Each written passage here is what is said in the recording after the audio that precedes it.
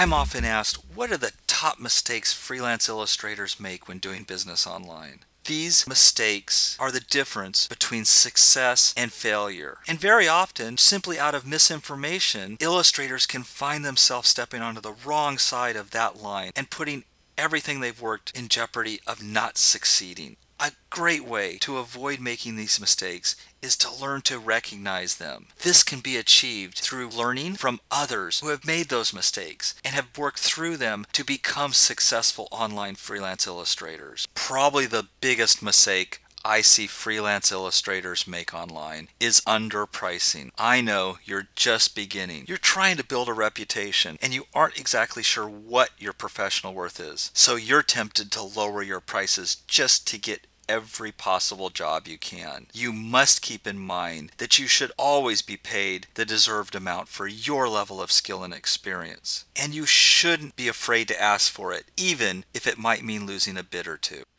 The second mistake I see a lot of freelance illustrators make is poor time management. Feeling compelled to take on a great deal of work even though you don't have the time to do it all, and worse, you know it. You have to learn to say no. Take a step back because you need to realize that overextending yourself and missing deadlines isn't doing anyone any favors. And the third mistake I see freelance illustrators making is getting sloppy. Yes, it's been known to happen. You can't get tempted to rush through your work or not double check its quality, especially once you have established a working relationship with an existing client. It's not in your best interest because you don't want to be known as someone who the first time you do work for that client, you do great work, but then your work tends to tail off and get sloppy. This is one of the biggest mistakes freelance illustrators make. If you want to learn more tips such as these and learn more about being a successful freelance illustrator online, then come take my e-course so you don't have to experience them yourself at